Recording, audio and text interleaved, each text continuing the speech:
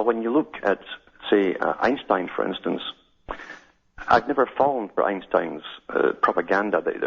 He's so typical of the ones that suddenly they pull out of nowhere a sudden genius, just like the same thing with Charles Darwin and many others that belong to the Royal Society, at the highest Masonic scientific group on the planet. Did Einstein? Yeah. And Einstein literally was diagnosed at school. He was classed as an idiot in his school, if you read the biographies on him.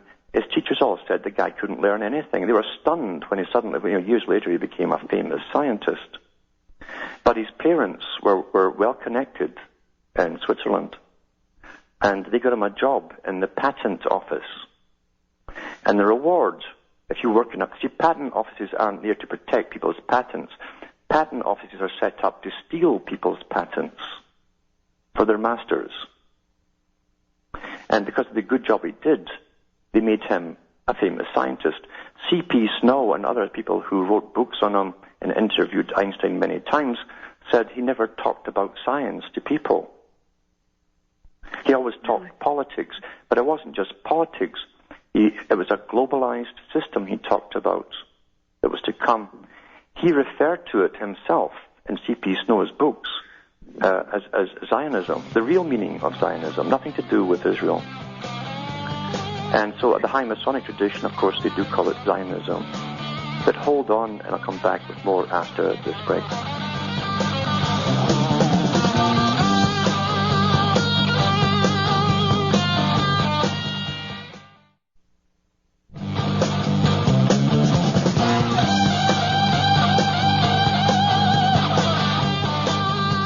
Hi folks, I'm Alan Watt, and this is Cutting Through the Matrix, talking to Andrea from New York about the Red Square building down there. It's quite a fascinating place, the photographs I've seen so far anyway.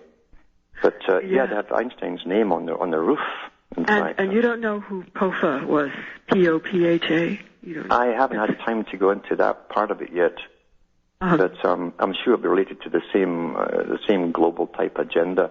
See, Einstein believed that, again, experts and scientists should rule the world in a post-democratic society. He also believed that nationalism had to go. He used the whole doctrine of the atom bomb to terrify the public, and he came out with his famous statements, in the next war we fought with sticks and stones after the atomic war. This is all to terrify the people of the world under the United Nations auspices to give up their sovereignty. But Einstein himself, as I say, did not invent the atom bomb. It was invented by the theory of relativity? Yeah, but even these theories, you can understand that they've done this before, even with Charles Darwin. Charles Darwin did not come up with the origin of species. His grandfather published a book very similar to that before him. It was in the family, and most of the stuff, if you look into the history books, especially the stuff that's taught today under freedom of information, when they disclose stuff 100-odd years later, they admit that Wallace was the guy that supplied most of the information that Charles Darwin used in his supposed book, The Origin of Species. And it was the Royal Society of London, this high institution authorized by the Crown, that chose Darwin to be the front man to push evolution. It was the same thing with as I say, with this other present guy. They always give you a leader, and they give them roles to play. And as I say, Einstein's role was primarily political. He couldn't say much at all about science without a few notes in front of him in any speech. And do you think the same thing is more or less true with Tesla?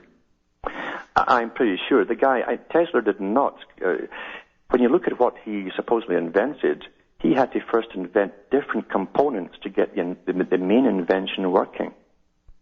You couldn't do that when you understand how components work in electronics without having an understanding of what you'd have to do in the first place. See, science can only progress from something that's already discovered. Then you discover it, you say, what can we do with this now? Then you try different things, and someone somewhere will come up with some good use for it. Yet we're told that Tesla just happened to know how to make forms of capacitors and this, and that, and the other, things that they hadn't done up until then. And he just did it all by himself, by intuition. That's impossible. The guy was trained somewhere by... See, sciences are very, very old. What the public are given at this level and at school and in university is a lower order of science. We are literally living in the past, in a sense, when it comes to medicine, physics, and biology and chemistry. That's the lowest order. They have 2 orders above that. Mm-hmm. The higher orders get weaponry, and the higher echelons, even above CIA, the Secret Services, and the ones at the very top have the real stuff that really, really work. And literally that they're years ahead of anything that the public are ever told about. So, just one more question about Red Square. Did you notice the trapezoids? There were a couple yes, I did. I did too. And the situation, even the way it faces south, that's because the sun, of course, is highest at noon in the south, you see. That's why it's really in the south, not because this revolution started there. And the Grand Master always sits in the east, where the sun rises. Yeah. Okay. That's highly Masonic. That's what it is. All right. But thanks for calling in. Yeah, we don't really have time to go into that too much tonight. But for Dave in Arizona, Dave in New York, and Kyle in Connecticut, phone in again tomorrow. And from Hamish myself in Ontario, Canada, it's good night. And may your gods go with you.